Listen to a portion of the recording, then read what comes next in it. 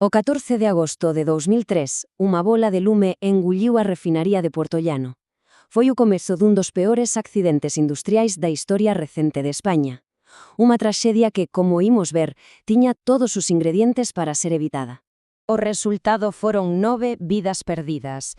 E ollo, non foi o destino nin a mala sorte, foi máis ben o resultado final dunha cadea de decisións e omisións que imos analizar paso por paso. E velaquí a primeira pista, que é clave para entender o que pasou. Ningunha das víctimas traballaba directamente para a refinaría. Todas pertencean a empresas subcontratadas. Un detalle que xa nos adianta unha fenda enorme, unha fenda fatal, no sistema de seguridade que había montado. A ver, todo comezou como unha mañá calquera nunha parada técnica. Ás 7 da mañá os equipos entran nos tanques, pero contra as 10:30 algo empeza a ir mal. Os monitores lanzan avisos do tanque TK-119. Ninguén reaccionou a tempo. Apenas 12 minutos despois, unha faísca nunha bomba acendeu o aire e ás 10:45 desatouse o inferno. Moi ben, pois para entender como se puido chegar a este punto, propoñemos 4 paradas. Primeiro, imos reconstruir a anatomía da catástrofe. Despois, veremos que leis se ignoraron, que eran moitas. Analizaremos tamén o risco, que era evidente, pero que ninguén quixo ver. E, por último, repasaremos as leccións para que algo así, esperemos, non volva a ocurrer. Imos alá, sección primeira, a anatomía da catástrofe. Botáballe unha ollada con lupa aos minutos finais e, sobre todo, as consecuencias directas da explosión. É que a primeira explosión foi só o principio. Foi un efecto dominó terrible. Outros 7 tanques foron caendo un detrás do outro. O lume estivo ardendo sen control durante 4 días. A factura material, máis de 30 millóns de euros. A humana, sinxelamente incalculable. Pero a ver, a faísca foi o detonador, sí, pero non foi a causa real. O problema non era só esa bomba. Exacto, o problema estaba nos alicerces da organización.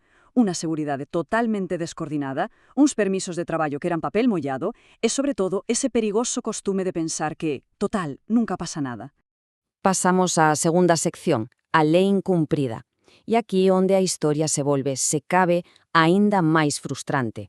Porque os erros que se cometeron non foron por falta de leis ou porque non se soubese o que había que facer. Foron por ignorar a normativa por completo. Pois mira, o epicentro técnico do desastre foi esta bomba. Un equipo eléctrico normal e corrente, non preparado para zonas de risco, metido nun tanque cheo de vapores inflamables. Era literalmente unha bomba de reloxería. E unha violación flagrante da normativa ATEX, o Real Decreto 681/2003, que prohibía justamente isto. E a lei, nese sentido, era bastante clara, non? Cristalina. Non había lugar para interpretacións. Cito textualmente o seu principio básico: evitar a ignición de atmósferas explosivas. Non se pode decir máis claro, vaya. A normativa estaba diseñada precisamente para evitar o que acabou ocurrindo. Pero o perigo non estaba só na bomba. Os propios traballadores estaban completamente desprotegidos. Así é, entraron nun espazo confinado tóxico, sen equipos de respiración autónoma, e o que é aínda peor, sen arneses de seguridade, o que facía imposible calquera intento de rescate rápido. Estaban, literalmente, atrapados. E de quen era a responsabilidade de proporcionar eses equipos de protección? Pois a lei tampouco deixa ninguna dúbida. O artigo 3 do Real Decreto 773/1997 di, e cito de novo, o empresario estará obligado a proporcionar gratuitamente aos traballadores os equipos. A obriga era clara, directa e sen excusas. Entón, está claro que o feito de que todas as víctimas fosen de subcontratas non foi ningunha casualidade. Para nada, foi a proba dun fallo sistémico, a falta de control da empresa principal sobre a seguridade dos seus contratistas.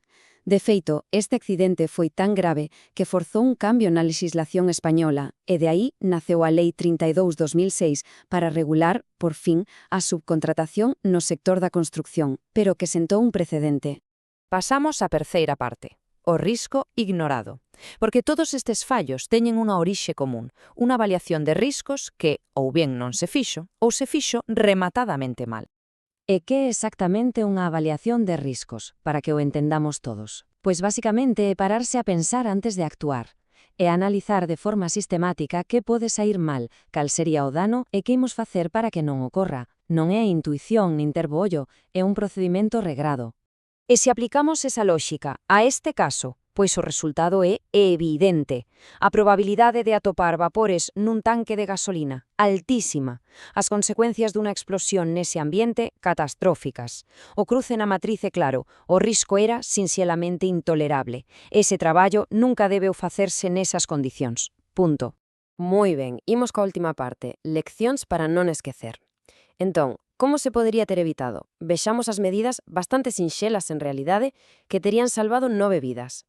A seguridade nunca é unha soa medida, son varias barreras superpostas. Por exemplo, un sistema de bloqueo e etiquetaxe, o que se coñece como loto, para asegurar que a bomba non se poida acender por erro. Usar exclusivamente equipos certificados para atmósferas explosivas. Medir constantemente a calidade do aire con detectores. Facer que os permisos de traballo sexan un control real, non un papel que se asina sen mirar. E, por supuesto, formar a xente. Unha soa destas barreiras podería ter evitado o desastre. Todas xuntas terían o feito imposible.